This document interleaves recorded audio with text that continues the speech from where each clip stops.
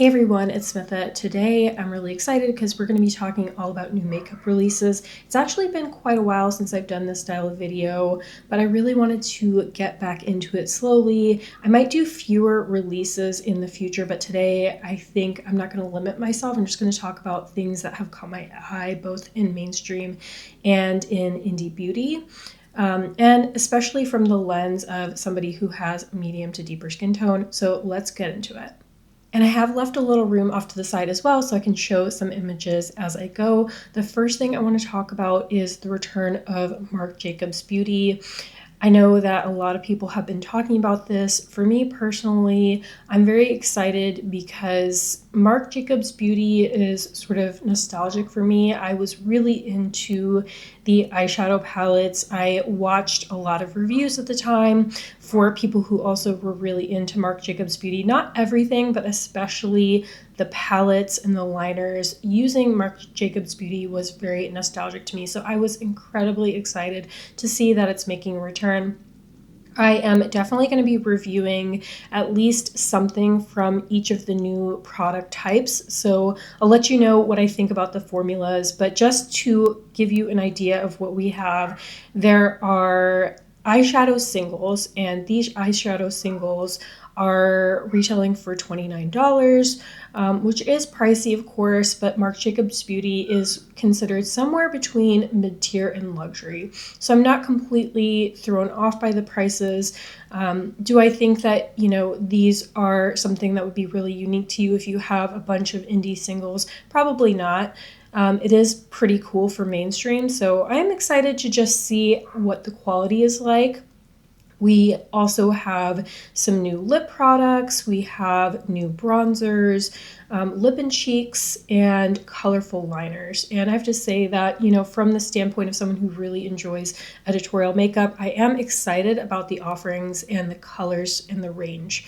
The other thing that really did catch my eye is that the packaging is really, really cool. And I watched Jessica's video where she talked about new releases recently and talked about how she felt like the packaging is now more in line with what she knows from the brand Marc Jacobs. And I found this perspective to be really interesting, and I actually really agree with that. So I think for a lot of people saying that it looks way different than the original Marc Jacobs Beauty, I do agree. I think that it's probably more in line with the Marc Jacobs aesthetic than the original line. So if the quality holds up, I'm going to be really excited, but we will definitely be talking more about that in the very near future. The next thing I have to talk about are the new blushes from Violette FR.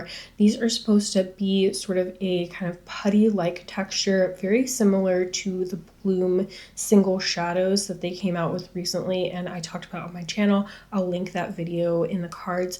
But these do look intriguing, especially the shade range. I'm very curious to know how some of those deeper shades will look on me, and if it looks like they can be built up for more opacity. I have to say, in general, I am very intrigued by the releases from Violette. They're not all hits for me. A lot of the recent releases have been hits for me, but I definitely find that the releases from the brand really do catch my eye. They're doing interesting formulas, interesting shades, textures, and I've just come to really look forward to these releases. So if you're intrigued to see those, I will be featuring a few shades on my channel. I believe I am going to be receiving a few. I don't think I'll be receiving all of them, but a few of them. So we'll see how those perform. All right, the next thing we have is a new foundation stick from Jones Road. And Jones Road is actually a brand that I really haven't tried or featured on my channel. I have a few products, and it is one that's intrigued me because I do think that there is a very much a cult following for Jones Road, and I've heard some good things about the skin tint. So I really do want to give the foundation stick a try, and just see how it works, especially on someone who has a medium deep skin tone with olive undertones, because something that intrigued me is that I wasn't really seeing olive undertones described in the different shades. So I'm curious if there is a good shade match for me first and foremost, and just how it performs as someone who does like a solid medium coverage foundation. So that is something that I was intrigued by and curious about. If you have any experience with Jones Road, definitely let us know in the comments. I do think a lot of the color cosmetics are not really targeted for someone like me who definitely does full beat, lots of color. But definitely let me know in the comments if you'd be intrigued to see that, because that is on my list to try as well. The next thing I have to talk about is the return of Gash from Urban Decay. And recently I did a video all about red eyeshadows, and I mentioned that I didn't have the shade because it hadn't quite released yet. And Gash was an iconic red eyeshadow that has recently come back by popular demand. There were a lot of people talking about how much they missed it and how much they missed fun makeup from Urban Decay. I do hope that this will be, the beginning for Urban Decay when it comes to bringing back color and fun makeup in general, because I do feel like there's been a little bit of a lull. I think there's been some solid products, but when it comes to truly fun products, I just feel like Urban Decay hasn't been bringing it as much recently. So I'm very intrigued. I will be trying this as well, but that might be a short or something like that. But I can definitely understand both perspectives where it's like, okay, this is just bringing back something old. What I personally would have really enjoyed seeing with the return of Gash is maybe some other bold red products as well, like a bold red blush, just making a whole launch out of it. But I don't know, let me know what you think. If you picked it up or if you've been keen on, the story behind the return of Gash. Next thing we have to talk about is that Haus Labs came out with new cream bronzers. And I saw Gloria talk about this over the weekend, and the shade range did not look promising. So I was also, like her, very disappointed to see it. I feel like Haus Labs has been a very, very inclusive brand. They've had a lot of hits for me. I haven't tried everything from the line, but especially when it comes to their cream blushes. I love their concealer. Their foundation does run a little bit warm on me personally, but in general, I feel like they've been known for being quite inclusive. So I won't be trying this launch, but was disappointed to see. I personally think that in response, we are going to see an expansion of the range, but let me know what you think and if you plan to try that launch. All right, recently I tried Essence. I did a whole video on their potted cream eyeshadows that are basically a spot-on dupe for the cream eyeshadows from Charlotte Tilbury, and I was so impressed. So I saw that they are releasing basically what looks like a version of the Hourglass Ambient Light palette, and only 2 shades. However, I am going to give it a go. I do wish that they had a 3rd shade, but I do think that the powders themselves look more pigmented. One of the reasons why I've stopped using Hourglass is just I don't find them to be inclusive as a brand. I've often found myself, as someone with medium to deeper skin tone, let down by the palettes that they have. I've tried one of their holiday palettes in the past. Just didn't feel like it was giving me what I'd hoped. So I'm very intrigued to see if this could be a good dupe for that palette, or a good experience for that palette from the standpoint of somebody who has medium to deeper skin tone, because I do think the palette looks like it may work better for brown skin, and it's a fraction of the cost. Speaking of dupes for Hourglass, CoverGirl is coming out with a pressed setting powder that also looks like it's intended to be a dupe of the finishing powders from Hourglass, and there actually is a very nice shade range for those. So I will be testing out, I think in that same video that I test out the Essence, I'm going to test out the CoverGirl and just show you Hourglass, Essence, and CoverGirl. But I'm loving seeing some other brands try to do powders like Hourglass and also at a more affordable price point and more inclusive. So giving us what the luxury brand Hourglass, who's been around forever, has not been able to do.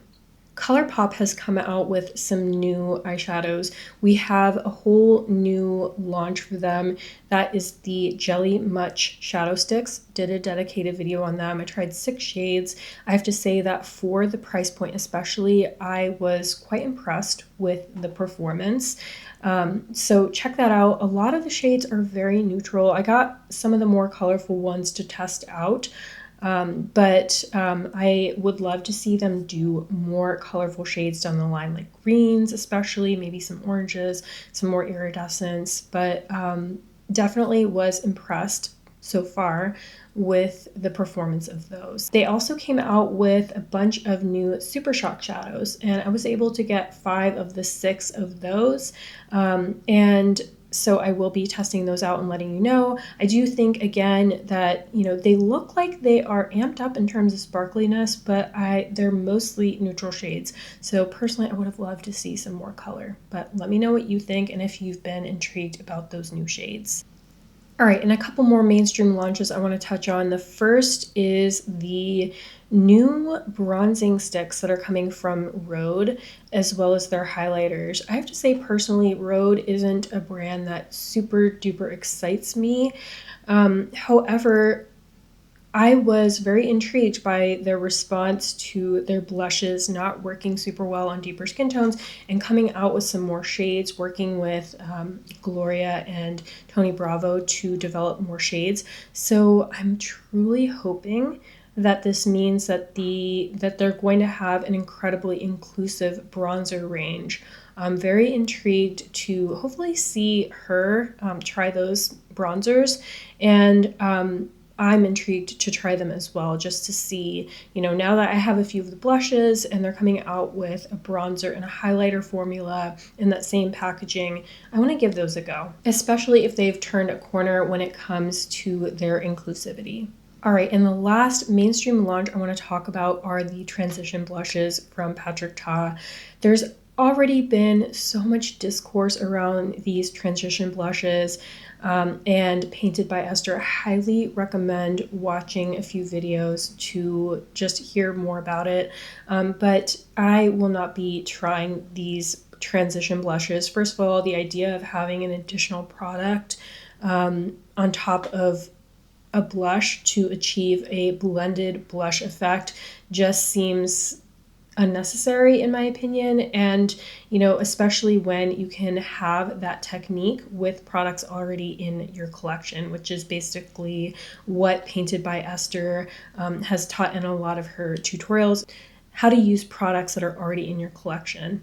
All right, and I do have a bunch of indie launches I want to touch on quickly.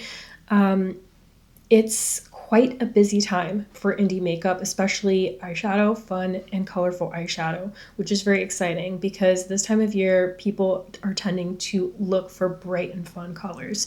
So first is we have 14 new single shadows that are coming from Terra Moons, including both duochromes and multichromes. And I believe that this collection, at the time I'm making this video, has been fully revealed today. It will be launching next week, but these look super fun, vibrant, and these shades are something that I will be having a dedicated video on, including eye swatches and detailed swatches in general and some looks. So I'll let you know more about that in the coming week or so. All right, and Blend Bunny last Friday just came out with a whole new collection called the Psilocybin collection.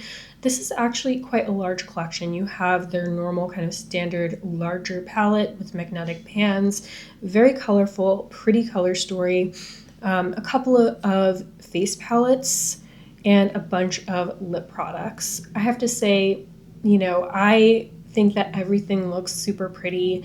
I do get a little bit overwhelmed with bigger palettes in general, although I do have some that I love and are staples in my collection.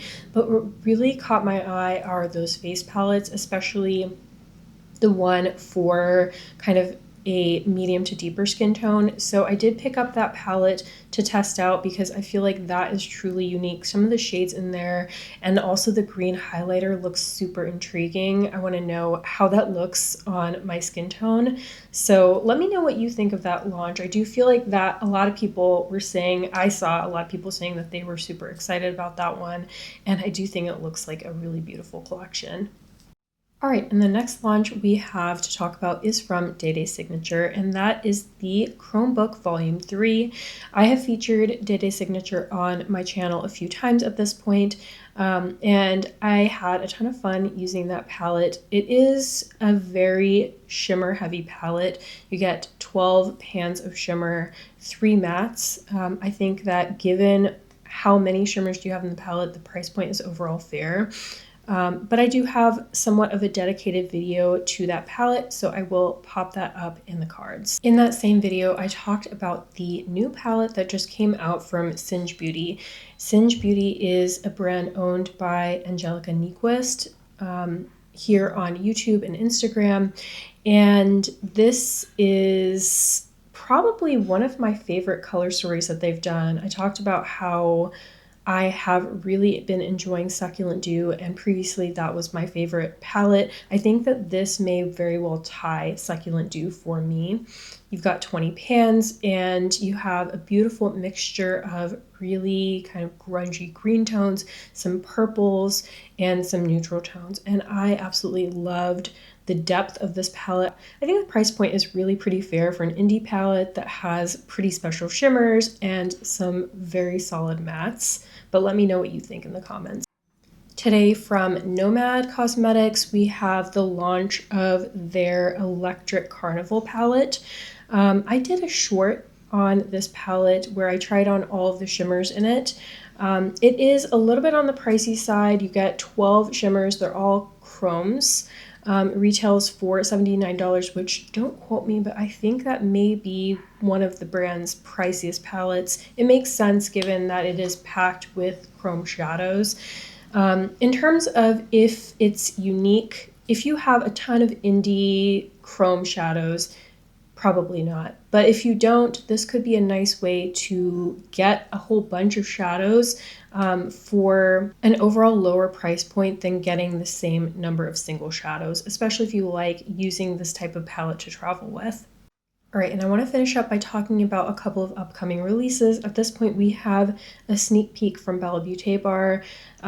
They are one of the brands that changes the appearance of their logo when there's something new coming. At this point, we don't have a release date or specifics on what this release will include. I do anticipate that we're going to have an eyeshadow palette and something that is colorful, but I'm really excited to see. I know I have a lot of people that watch my videos that also really enjoy Bella Beauté Bar, and that is something that I will have a dedicated video on. So really excited for that. In general, am loving seeing so many fun, colorful releases, especially from the indie brands. All right, and perhaps the release that I am most excited about is that at this point we know that a new Dewdrops palette is coming from Diverune.